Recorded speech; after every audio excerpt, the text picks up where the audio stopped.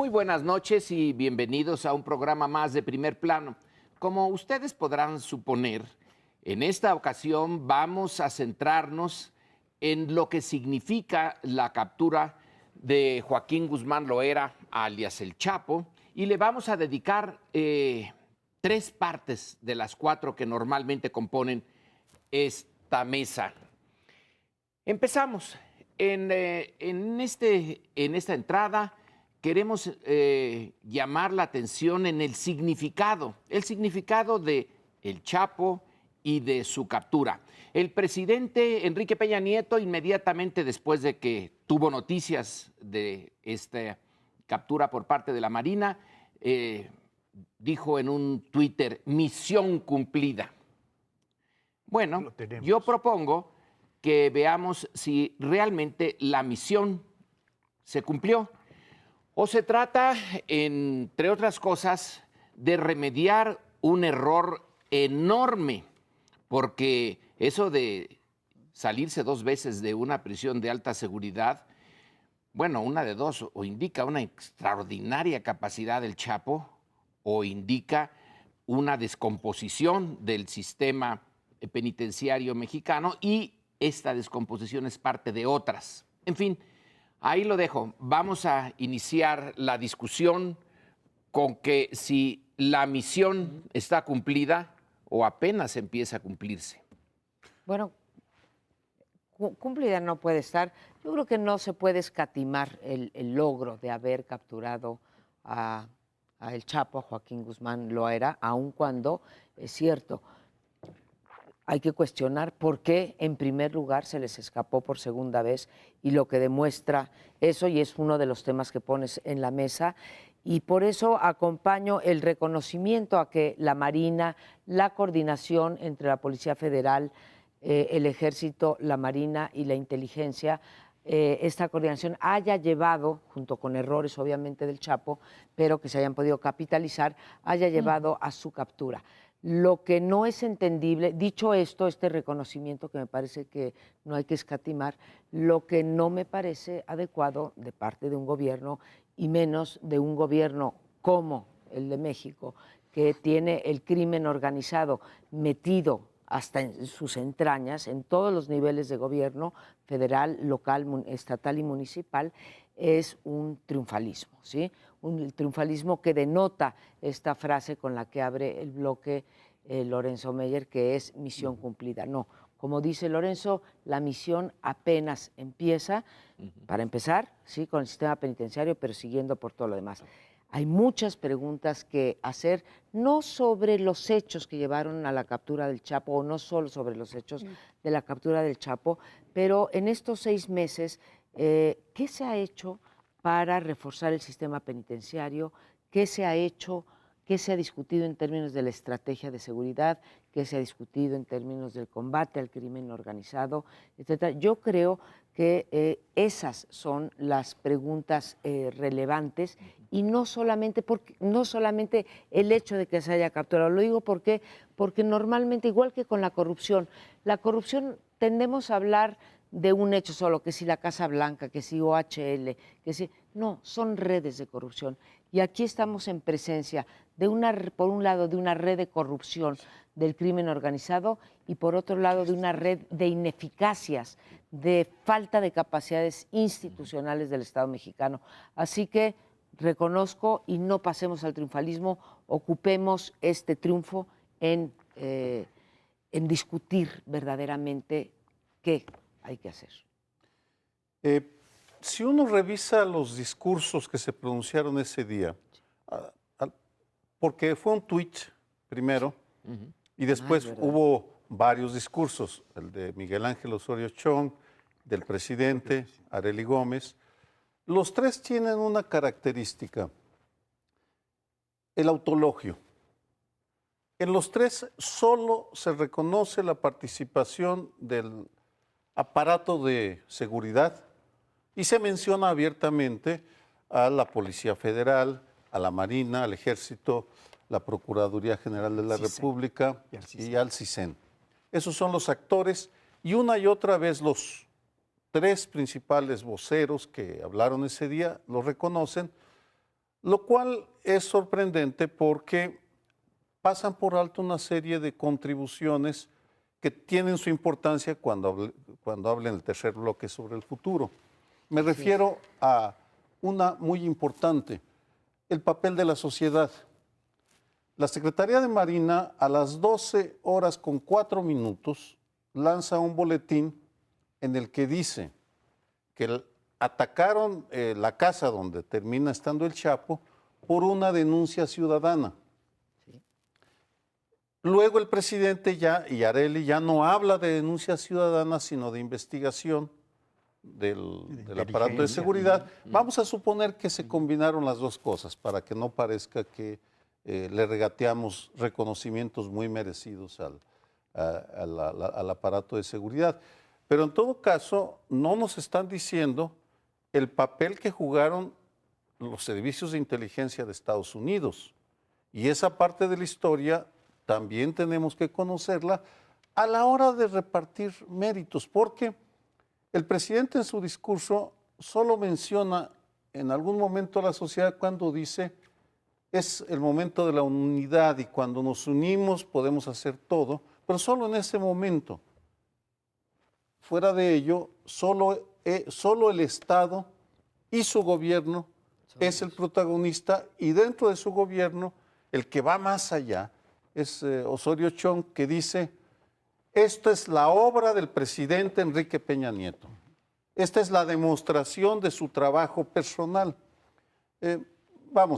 Insisto, coincido, no hay que regatear, pero aquí no estamos para aventarle incienso a nadie, sino para escudriñar lo que se dice y definitivamente tal vez se les pasó la mano con las porras al presidente. El himno nacional. El himno nacional.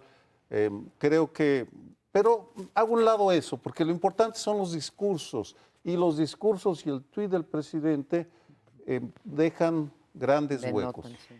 Bien, yo también soy partidario de no regatear un reconocimiento sin llegar a los extremos de algunos miembros del cuerpo diplomático que empezaron a vitorear al presidente en plena reunión y empezaron a cantar el himno nacional, como se sugería. Sí, no hay que regatear el reconocimiento al aparato de inteligencia y de seguridad y la participación de la ciudadanía que hizo una denuncia o un aviso a la autoridad para que ésta empezara a actuar. Ese sería un punto. Pero el otro punto que a mí me gustaría tocar, que ustedes no han tocado, es lo que tenían que haber encontrado, además del Chapo, y mucho antes que al Chapo. ¿Dónde están los negocios sucios del Chapo? ¿Dónde está la persecución de sus bienes, que son cuantiosísimos, como dice Forbes, y que él presume en esta entrevista que le hace Sean Penn y que se publica en Rolling Stone? Dice: soy el mayor vendedor de heroína, cocaína, marihuana, metanfetaminas y ricomambo, que se le faltó decir, ¿no? Y presume de que tiene una flota de aviones, de barcos, de camiones. Es una fortuna impresionante. El reporte de los Estados Unidos, de la Procuraduría de los Estados Unidos, dice que en los 50 estados de la Unión Americana tiene comercio de trasiego de droga el cártel del Pacífico. Y todo esto lo tienen que reportar la Procuraduría de Estados Unidos. ¿Por qué no lo han encontrado? ¿Por qué no han bloqueado?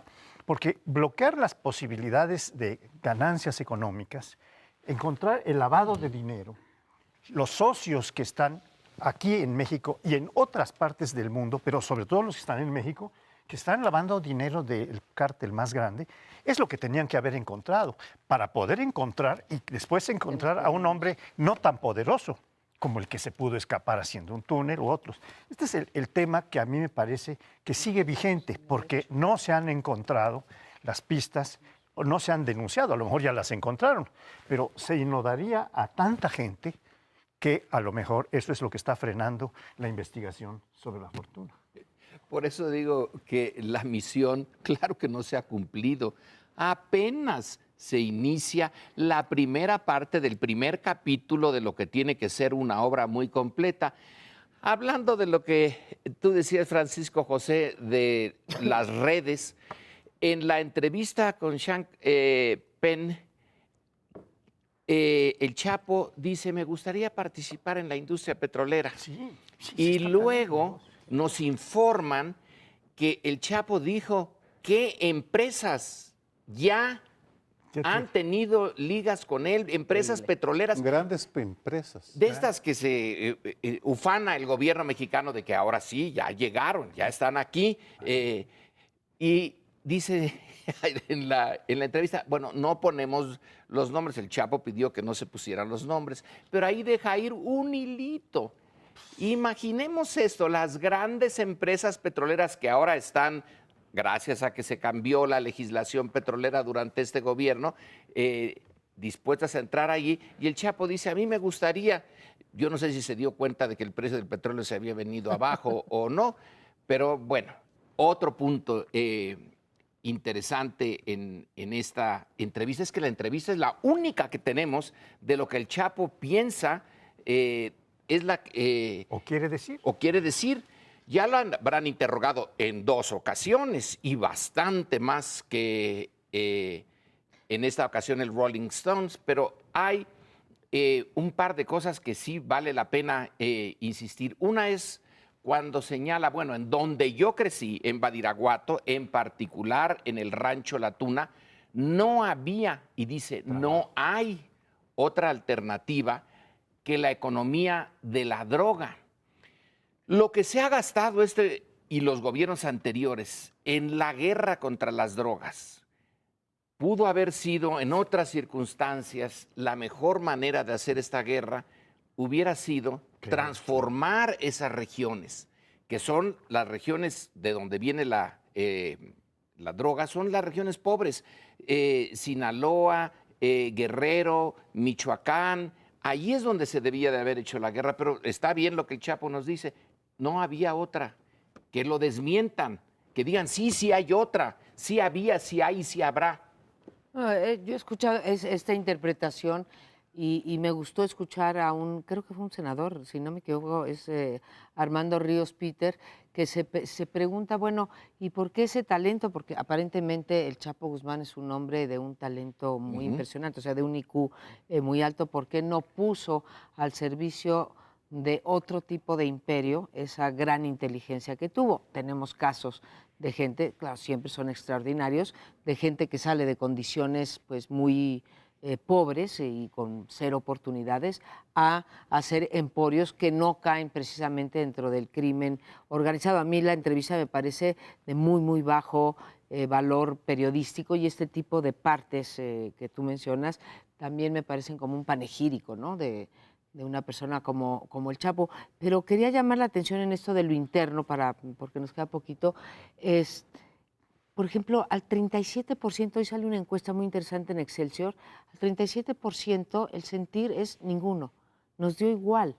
¿Por qué? Además porque pensamos que 60% de los mexicanos piensan que se les va a volver a ir al Chapo. De ese tamaño, sí, tendrían que leer eso para ver por qué no pueden ser triunfalistas.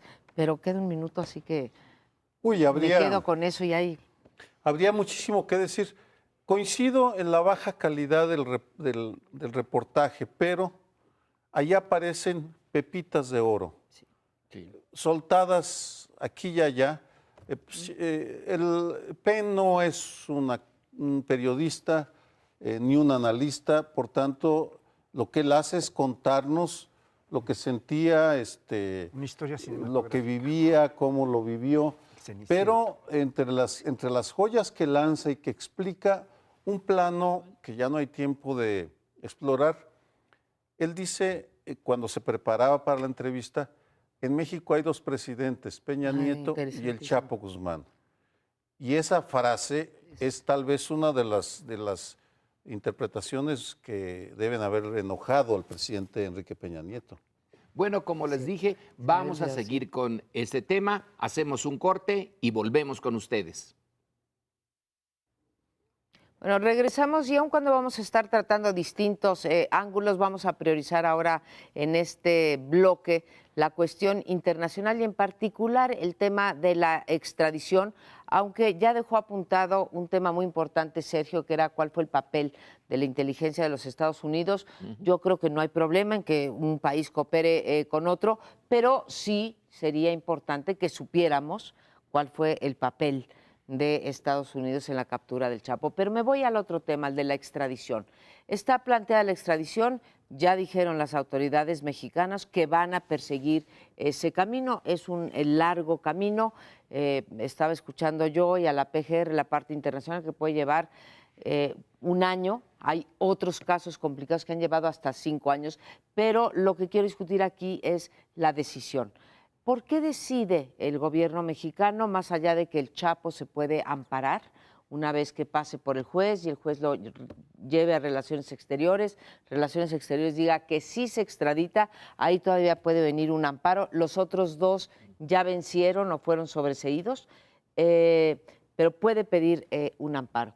Yo lo que me pregunto, creo que es una decisión finalmente pragmática del gobierno mexicano, pragmática en 2 sentidos. Pragmática, uno, porque piense, y esa imagen no la quiere proyectar, pero piense que se le pueda volver a escapar y no quiere asumir la responsabilidad.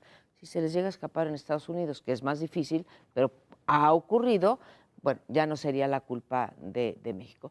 La otra, pragmática también, disculpen ustedes, pero es ¿a cambio de qué?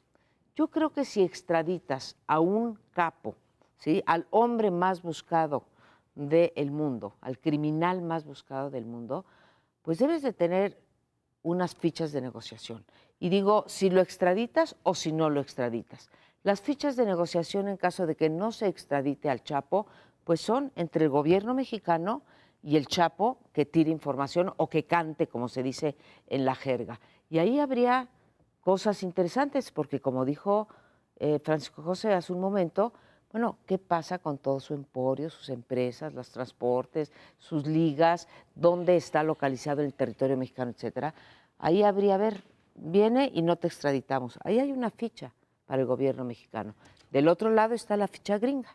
Decir, ok, te lo extraditamos. ¿Y qué nos vas a dar a cambio, señor imperio, policía del mundo, porque te extraditemos al Chapo? Pongo ese pragmatismo en la mesa. Bueno, vamos a hablar así claro, como si fuéramos negociantes. El problema de nuestro gobierno es que se entrega en los brazos de Washington sin pedir nada. Ya lo demostró con Frontera Sur. ¿Te puse un bonito tema? No, bueno, tiene varios ángulos lo internacional, pero está sirviendo de policía, de cadenero en la Frontera Sur, un papel vergonzoso a cambio de nada. Absolutamente nada. Porque los gobernantes mexicanos tienen una incapacidad genética para entender que se les puede hablar golpeado a los estadounidenses para exigirles a cambio. Y pondría, si de mí dependiera, lo que yo pediría. El mismo número de agentes de la Agencia de Tabaco, Alcohol y Armas de Fuego que tiene la Border Patrol. La Border Patrol tiene casi 20,000, la de armas de fuego, que es lo que nos interesa, 500. Pues que le suban, que los equilibren, porque a nosotros nos interesa como país que no vengan armas. A ellos les interesa que no vaya agentes y drogas, a nosotros que no vengan armas. Bueno, ahí está una. Ahí está una, pero, insisto, me parece que desafortunadamente, una vez que entran al gobierno, les entra como que les injertan la plastilina en la columna vertebral y solamente, es muy fuerte lo que digo, pero una y otra vez demuestran la incapacidad, se les acaba el tono de voz, se hacen modositos frente a los gringos. Yo creo que habría dos aspectos, a mí me parece que puedo comentar sobre 2 aspectos de repercusión internacional de este evento. Uno de ellos es la profusa divulgación de la captura del Chapo, que apareció en todos los noticieros, los periódicos más importantes del mundo, los más leídos. Esa sería una. Pero esto fue precedido por una nota que el New York Times publicó hace unos días, en el sentido de desautorizar al gobierno de Peña Nieto, en el sentido de que el gobierno de Peña Nieto iba a tener el baldón de que se le había ido el Chapo, de que no ha respondido a los conflictos de interés como debía, había nombrado sí, y lo de Ayotzinapa, por supuesto. Entonces, a unos días de esto capturan al Chapo y le dan pues toda una posibilidad de empezar su reivindicación como presidente.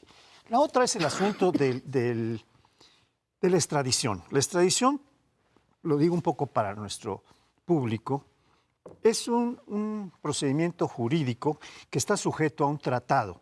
Para poder extraditar a un delincuente, un país tiene que tener un tratado con el otro país que puede pedir la extradición, y este tratado establece algunas condiciones. Se puede extraditar a alguna persona que ha cometido un delito, si este delito o estos delitos, porque es una cadena de delitos, una serie, son igualmente penados o igualmente considerados en un país y en otro. Si nada más está en un país, no se puede. El país que lo reclama tiene que mostrar claramente. La otra cuestión es que también la extradición procede o puede proceder cuando en las penas que tiene que purgar el delincuente son mayores en un país, entonces no lo extradita. Hace que se purguen esas penas en el país donde son mayores. O si son mayores en el otro, pues lo puede enviar. Pero todo esto queda sujeto a una cláusula que le da al presidente de la República solamente una facultad excepcional, que es que cuando se presenta un peligro inminente, un peligro grave, algo así define, entonces el presidente de la República, de uno o de otro lado, puede decir o lo entrego de inmediato sin seguir todo este largo procedimiento que podría llevar un año, como dijeron allí, y lo pueden entregar de inmediato. De hecho, hay varias especulaciones de que ya está procediendo. ¿Aún con amparo, Paulino? Aún con amparo, porque ayer le notificaron, porque el amparo puede ser sobreseído de inmediato, como le han sobreseído 5 ya. Entonces le pueden sobreseer el que sigue rápidamente. Si hay una llamada del presidente diciendo aquí hay una situación de excepción y un peligro, vamos a cortar los plazos y hacer un fast track extraditorio, se podría hacer, al menos esa es la interpretación del tratado que creo que vale la pena. Bueno, yo quiero poner sobre la mesa el tema no solo de lo jurídico, sino de lo político. Sí. Extraditarlo en un país como México. México quedó en la órbita de la influencia norteamericana después de perder su guerra en 1846 a 48. Ya quedamos en una especie de subsistema en donde está México, Centroamérica, parte del Caribe desde el siglo XIX. Tenemos, a diferencia de muchos otros países en el mundo, que tener una sensibilidad especial, una sensibilidad política, porque nosotros, de hecho, no somos un país soberano, somos un país semisoberano, tenemos una semi-independencia por estar junto a una gran potencia. El extraditarlo así rápido es admitir, miren, nosotros no podemos, y ustedes son muy fuertes, ustedes lo quieren, ahí se los entregamos. Dice Sergio, la clase política parece que le inyectaron plastilina en la columna vertebral y se inclina. Una clase política, la de ahora, Sergio, porque en el pasado, esos mismos salidos del PRI o de lo que era el PRI antes, le pudieron hablar fuerte a Estados Unidos. El general Cárdenas, por ejemplo, cuando ya era expresidente y estaba a cargo de la parte militar durante la Segunda Guerra Mundial, les dijo no a la idea de hacer bases, de crear bases navales y aéreas en México y que las controlaran ellos porque no tenían confianza. Solamente aceptó la de radar porque ahí aceptaron mitad y mitad de mexicanos y de norteamericanos. Ahí está es una guerra mundial, son situaciones de excepción y se dice no. Y se sale México con la suya. Así que depende de clases, de tiempos y de qué clase política sea. Y insisto, nosotros tenemos que mantener esta mínima independencia. López Mateos finalmente sí contribuyó a la bloqueo de Cuba y siguió con toda la esencia de echar a Cuba fuera del sistema interamericano y de no comerciar con ella, pero mantuvo la forma. No vamos a romper relaciones con Cuba. Y eso le validó, frente a una opinión nacional e internacional, una cierta capacidad de independencia. Autonomía. Si mandamos al Chapo ahorita, así, pero lo que ustedes quieran, por favor, traigan el avión ya, llévenselo. Así nos deshacemos del problema. También nos deshacemos de una partecita de la soberanía que tendríamos que estar defendiendo. Yo creo que hay que, esta parte de las formas, cuando estabas hablando del general Cárdenas, yo dije, bueno, y nos falta lo de los 60, ¿sí? Y es cierto, fue una forma, pero una forma que fue muy importante y que le dio a la clase priista para rato en términos de presentarse como democrático y como que Estados Unidos no se nos ponía al brinco y nacionalista. Entonces, yo quisiera ver una posición así en este momento porque sí podemos, o sea, esa plastilina inyectada la podemos cambiar por una médula bien hecha con todas sus vértebras, desde las lumbares hasta las que ya no me acuerdo de la primaria, en fin, desde las cervicales hasta las lumbares. Entonces, sí se les puede hablar y creo que está México en un momento importantísimo de su economía, con los precios del petróleo desplomados, con el deslizamiento, por llamarlo de alguna manera, con la devaluación del dólar, con lo que tú dices de las armas, con la legalización de la marihuana. Tenemos N con partes del Tratado de Libre Comercio que se llama Plus. Creo que tenemos N cosas, ¿sí? Para si llegamos a extraditar, aunque yo estoy más de acuerdo con decir, ¿por qué lo tenemos que extraditar? Bien se puede quedar aquí a purgar sus penas y cuidemos el debido proceso y demostremos lo que dijo Peña Nieto. En este país sí hay Estado de Derecho, ya lo demostró la captura del Chapo. Abordo un tema internacional, no va a haber mucho tiempo, fundamental. Bien.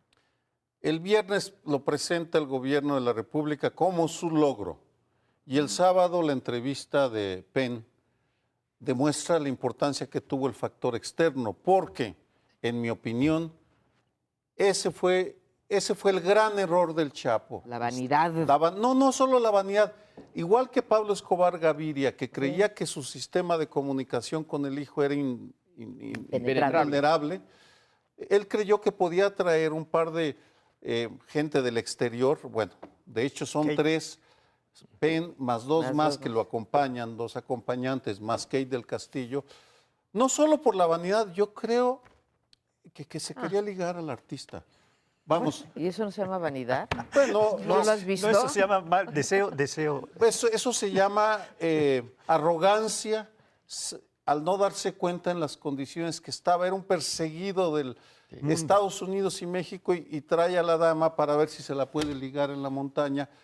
Porque la entrevista también da material para hacer esta afirmación. La dama te tiene que cortar porque ya nos vamos y me está regañando ahí el Flor. Quédese con nosotros, vamos a otro bloque bien interesante, va a ver usted. ¿Qué sigue? Que eso es lo que le interesa a usted, nos interesa a nosotros. Bueno, lo que pasa con el Chapo es fascinante para el momento porque se da para todo tipo de discusiones, pero en el fondo ¿qué debería seguir? En mi opinión, una política integral que aborde todos los aspectos que tiene el fenómeno del crimen organizado, que no son solo drogas. Es extorsión, es venta de piratería, tráfico de personas, secuestro, desapariciones. Es decir, hay un Estado paralelo que no quiere reconocer, obviamente, el Estado de Derecho que conocemos. En ese sentido, ¿cómo podríamos o cuál debería ser el punto de partida de esa solución integral? Para ello me permito citar el caso de Estados Unidos y Colombia muy brevemente. Estados Unidos empezó a tomarse en serio, a elaborar una política en serio contra la mafia cuando se unen sociedad y gobierno, y el momento simbólico es la cumbre de Apalachín en Nueva York en noviembre de 1957, cuando descubren por accidente una cumbre de alrededor de 100 mafiosos de todo el país. A partir de ese momento se dan cuenta del problema. Colombia son los asesinatos de un ministro de Justicia, del director del principal diario El Espectador y del asesinato de un candidato a la presidencia, Luis Carlos Galán, entre 84 y 89. En un lapso de 5 años, las élites y la sociedad deciden, vamos a lanzarnos contra Pablo Escobar Gaviria. El problema que tiene México, y por eso los discursos del 8 de enero son tan importantes, es que la política contra las drogas siempre ha sido dictada desde Los Pinos. Desde 1987, cuando Miguel de la Madrid dice que el tráfico de narcóticos es la principal amenaza a la seguridad nacional, hasta la fecha, todas las líneas principales de la droga, del combate al crimen organizado, porque no es la droga, vienen de Los Pinos. Y Enrique Peña Nieto, con ese discurso, lo que demuestra es que él cree que solo ellos, solo el Estado tiene la solución. Cuando, podría dar más casos, Italia, cuando el Papa se lanza en los 90 contra la mafia, ahí está una política nacional. En México no tenemos una política de consenso porque el gobierno de México menosprecia a la sociedad. Nos trata no como interlocutores, sino como locutores cuya única función es aplaudir y reproducir, glosar las palabras del señor presidente de la República.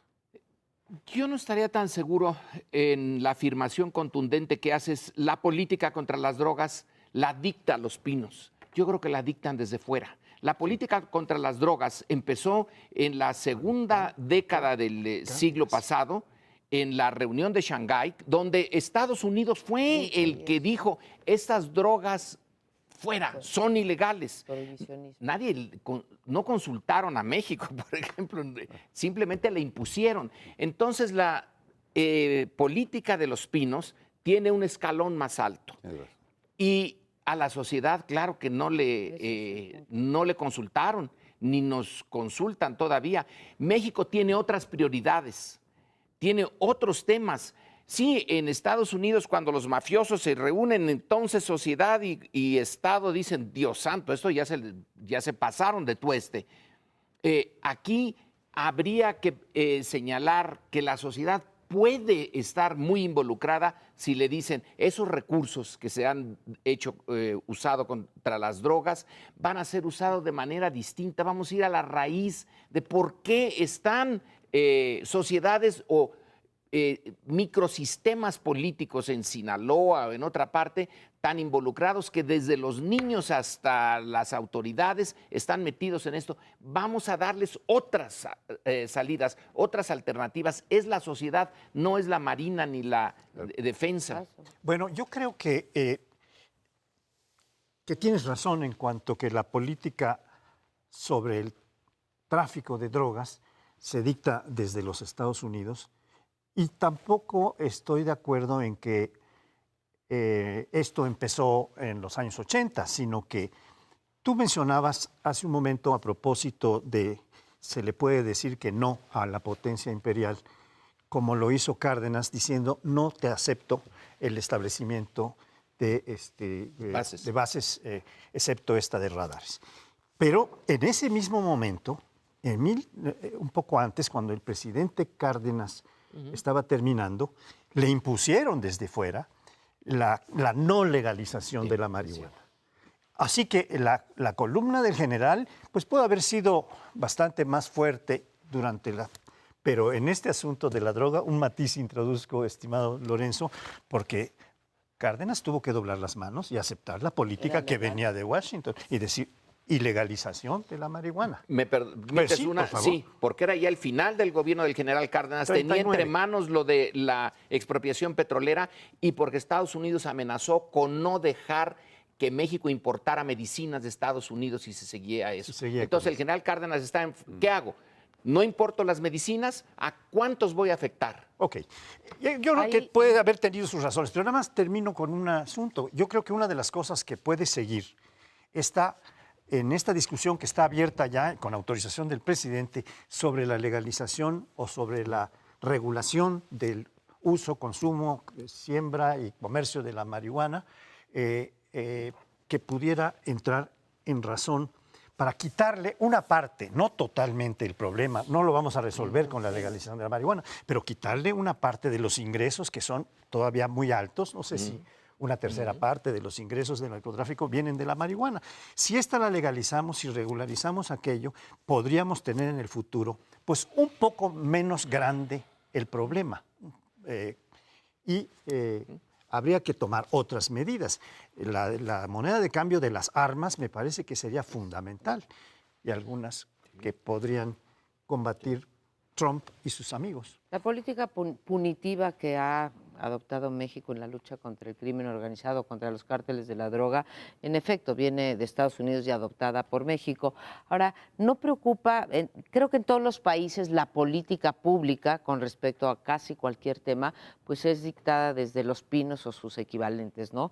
La Casa Blanca, la Casa Rosada, la Moncloa, lo que fuese. Voy a quitar ahora el factor Estados Unidos. El problema es que tenemos un gobierno, y hemos tenido gobiernos, también el del PRI, el del PAN, los dos anteriores del PAN y ahora el del PRI, pero ahora lo notamos mucho más porque la sociedad es más plural y tenemos muchos más canales nosotros para expresarnos y ya exigimos otras cosas porque ya estamos con todas sus defectos, pero estamos en un mejor momento democrático, digamos, que hace 20 o 25 años. Y lo que es muy impresionante en este gobierno es la cerrazón absoluta a dialogar, como dices, y me parece estupendo. Van dos temas sobre la sociedad que introduces, Sergio, de la cerrazón del gobierno para ver alternativas con la sociedad, y en el primer bloque también que hablábamos de qué estaba pensando la sociedad. Y ahí sí te digo que se acaba de convocar un foro pues muy a fuerza. No creo yo que la democracia tenga que ser consensual ni tenga que ser puesta a la opinión de la sociedad. Oigan, debemos de, digamos, tomar las políticas públicas por la vía del referéndum o del plebiscito. Me parece peligroso, ¿sí? Para eso elegimos gobernantes y que asuman su responsabilidad, y si no cumplen con ella ya tendremos algo los votantes que hacer. Pero en donde coincido absolutamente contigo es la cerrazón con grupos, además, de izquierda, de derecha y de centro, de ideología liberal y de ideología de derecha, de libre mercado y de intervencionistas. Es simplemente un gobierno en particular, no voy a decir un Estado, que se está encerrando en sí mismo, y hay ejemplos, no me tengo que ir a Colombia y demás para encontrar ejemplos. Aquí, cuando vemos Nuevo León, cómo decidieron sociedad, empresarios y gobierno atacar el problema de la seguridad, encontraron una forma y ahí sí bajaron los índices de homicidio. ¿Por qué no hay este diálogo de Los Pinos con la sociedad? Qué buen ejemplo diste, porque cuando hablo de solución integral a partir del consenso, estaba pensando, por supuesto, en otros países, pero Nuevo León es un caso paradigmático porque hay un acuerdo fundamental entre los diferentes actores sobre el método, lo cual parte de un ingrediente que tampoco se ha dado en este país desde el 87, para hablar de cuando ingresa como la principal amenaza a la seguridad, el tema del crimen organizado, que es el diagnóstico. Carecemos, empezamos en el 87 y llevamos en el 2015 33, 40 y casi 50 años sin un diagnóstico nacional. Simplemente nos informaron que era la principal amenaza, pero es un hecho notable. Sí, por supuesto, sé que el INEGI saca estudios, que tal de Secretaría de Estado saca otros, pero un diagnóstico integral que nos permita entender la complejidad del fenómeno del crimen organizado, que incluye aspectos culturales, por supuesto, somos un país violento, con regiones bien violentas, políticos, sociológicos, hasta de género, internacionales. Necesitamos, nos surge una visión integral que sea el referente para generar el consenso. El consenso no lo puedes generar solo, detengamos al Chapo, pues sí, pues que se detenga. ¿Y qué sigue? Además de que se detenga al Chapo, ¿cuál es la importancia que tiene en ese terreno, ahí es donde creo que ante la reticencia de este gobierno a abrirse mínimamente en política de seguridad, Calderón se abrió brevemente en el 2010, abrió y luego se cerró otra vez porque se asustó con lo que escuchó. Pero si no lo hacen ellos, tendríamos que hacerlo nosotros, no como personas, sino las instituciones universitarias, la academia es a la que corresponde ese diagnóstico. Y por supuesto, sociedad organizada. Tenemos que irnos, como ya les comentó Francisco José, el cuarto bloque también será sobre el Chapo Guzmán. No lo hice, pero le voy a hacer. Vamos a continuar con el tema del Chapo, que da para mucho. Voy a tomar una de las cuestiones que quedaron planteadas en bloques anteriores, y era que la declaración que hace Jean Pen cuando dice que hay dos presidentes, Peña Nieto y el Chapo Guzmán Loera, en nuestro país. Y es que hay una contienda, hay un Estado y hay un contraestado. Hay un Estado virtual que se está imponiendo en muchos aspectos, en varios territorios, sobre el Estado formalmente establecido por la Constitución. Hay territorios que son verdaderamente dominados por el narcotráfico o por el crimen organizado, para decirlo más ampliamente, como ya precisaba Sergio. Por ejemplo, el estado de Tamaulipas es un estado que está casi completamente dominado en muchísimos de sus municipios. Viene un reportaje en el último número de la revista Proceso de una periodista importante del Washington Post, si no recuerdo mal, en donde muestra y da pruebas de cómo los medios masivos de información, impresos o electrónicos, en Tamaulipas, tienen el dictado del crimen organizado de qué pueden y qué no pueden publicar. Hay una indignación en esto. Es decir, ahí hay un control que corresponde al Estado, pero lo está ejerciendo el crimen organizado.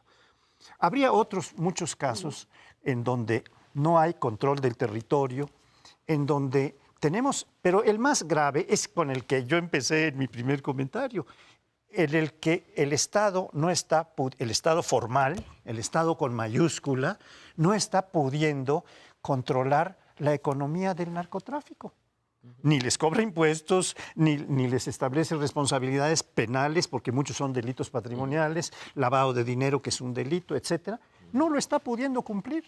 ¿Qué quiere decir esto? Visto desde otra perspectiva, pues que el narcotráfico está imponiendo sus reglas en toda la operación económica que realiza, que es magna, es muy grande, y el Estado está siendo rebasado por el otro Estado, materialmente hablando, que es el que maneja el crimen organizado. No es la primera vez que ocurre esto. Ocurrió ya en el siglo XIX y ocurrió inmediatamente después de que estalla la revolución. Son zonas geográficas en donde el Estado tan débil, el que sale de la independencia o el que nos encontramos recién caído don Porfirio, no puede controlar. Son hombres fuertes, porque no hay otro estado, hay varios estados, los Rojos, los Guerreros Unidos, la familia michoacana, además del Chapo, el Golfo, los Zetas, etcétera. Hay una multitud de pequeños poderes.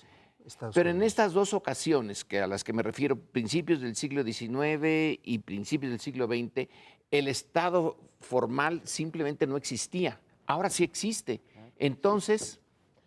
Bueno, yo tomo eso. Entonces, me parece que esta frase que a mí me impresionó tanto como a ti, Sergio, de que hay dos presidentes, el presidente Peña Nieto y el señor Chapo Guzmán, no es más que una frase que pretende captar la atención. Es una cosa, como dirían los norteamericanos o en inglés, catchy, ¿sí? Que jala la atención, pero cuando uno se mete a analizarla, bueno, pues ya empiezas a ver las debilidades de esta frase, cumple su propósito muy bien, se le aplaude. Yo soy crítica con respecto a la entrevista que hizo Sean Penn y Kate del Castillo, pero en fin, cumple el propósito.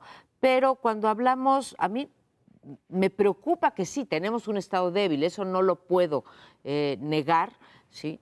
tenemos capacidades institucionales bajísimas, en especial en todo el sistema de justicia, en todo lo que sería el Estado de Derecho, pero también vemos que de la misma manera que el Chapo Guzmán puede de repente mandar en ciertas zonas o los líderes de otros cárteles en Michoacán, en Jalisco, y tomar decisiones muy importantes, acaba de salir este libro de Zygmunt Bauman que titularon, creo que en español, que se llama, sí, hablaba de la liquidez, pero que se llama El Estado Quebrado o algo así, diciendo cómo el poder crecientemente en las democracias está saliendo de la clase política para irse o a los poderes económicos o sociales o los poderes del narcotráfico, y ahí me parece que hay un punto muy serio a analizar, más allá de una simple frase muy propagandística, ¿no? Y por eso es tan importante el diálogo al que estás convocando, el diagnóstico que estás pidiendo y la apertura y separación incluso de los dictados de esta estrategia punitiva que vemos desde Nixon para este momento. Pero sí concluyó diciendo, no, señores, aquí, a ver, hay un presidente que hace las políticas públicas con todas sus dificultades y el Chapo puede aspirar a una parte del territorio nacional y los rojos a otra, y está muy mal porque no está cumpliendo el Estado con sus obligaciones, pero tampoco extrememos, ¿no?, el significado de esta frase. Esa referencia histórica que hiciste, Lorenzo, es pertinente porque la historia de la humanidad, de hecho, la consolidación de los estados está precedida por una gran cantidad de poderes fragmentados. La Europa de los 29, que ahora conocemos, era de 5.000 aproximadamente durante la Edad Media.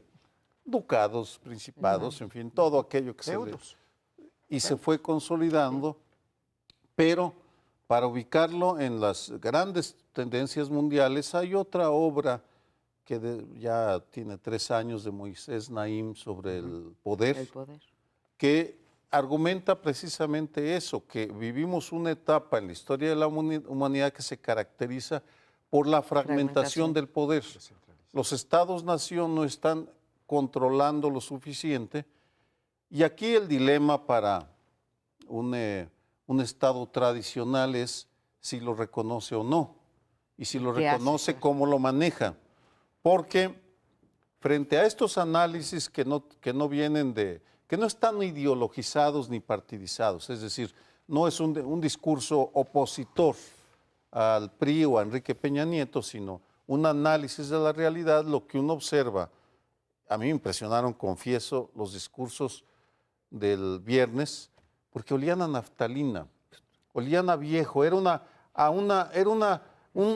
atrincherarse en el presidencialismo, creyendo que la invocación y la veneración del presidente exorcizaba a los demonios ejemplificados en el Chapo malvado, que se burló de ellos durante meses, y si sabían, supongo que sí sabían, que además había invitado a dos artistas de cine para que fueran con acompañantes a entrevistarlo.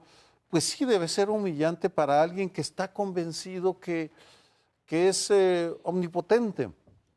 Y desafortunadamente, pues ya vivimos una etapa mundial, no solo de México, que los presidentes no son omnipotentes. Bueno, pero yo creo que valdría la pena retomar 2 cosas. Una, entre los discursos no hemos mencionado muy puntualmente el de la Procuradora de Justicia de los Estados Unidos, porque dice, este es un gran triunfo para los Estados Unidos y para México, o lo dice al revés, dice para México y para los Estados Unidos. Quiere decir que ellos se sienten actores y fueron corresponsables, no solo por inteligencia, sino, en fin, no lo precisa, pero está ese discurso.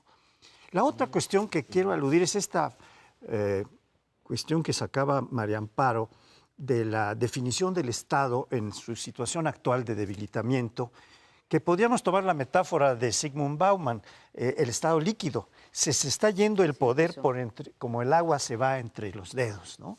Y lo están tomando. El poder nunca queda vacío, los espacios de poder siempre son ocupados, de tal manera que si el Estado formal el Estado con mayúsculas se debilita, entran varios estaditos, sean los estados locales o sea los estados que forman los poderes fácticos, el crimen organizado, etcétera. Yo creo que una cosa que sigue muy claramente, también vinculada a una de las argumentaciones que hacía Sergio, es que la sociedad civil, en términos generales, tiene que organizarse para jugar su papel con mayor eficacia que hasta ahora ha tenido. Porque no basta con que estemos protestando, claro. No basta con que estemos diciendo tiene que haber transparencia, tienen que penarse a los culpables, etcétera, sino que hay que proceder a tener ciertas iniciativas que contribuyan al establecimiento de un Estado de Derecho que nos deje una paz y una tranquilidad un poco mayor, porque esto que estamos viviendo es inaceptable. Pero Francisco José, ¿que no estamos ya organizados? ¿No se supone que tenemos partidos que les pagamos muy bien, que son muchos? Son las organizaciones que la sociedad se ha dado, por las que votamos, las que están oficialmente y profesionalmente dedicadas a representarnos y a organizarse. Quiere decir que lo que tú dices es que tenemos no solamente que mandar al demonio a los partidos, sino ir en contra de ellos para poder realmente expresar, la sociedad puede expresar sus demandas, sus deseos, y que tenemos que crear nosotros, además de los partidos, otra cosa nueva.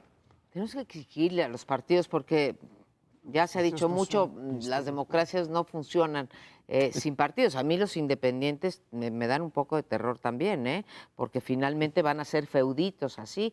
Entonces, tenemos que caminar paralelamente y exigirles no solo al gobierno, sino también a los partidos. Bien, pero son temas que vamos a seguir tocando. No nos deje de ver la próxima semana aquí en Primer Plano.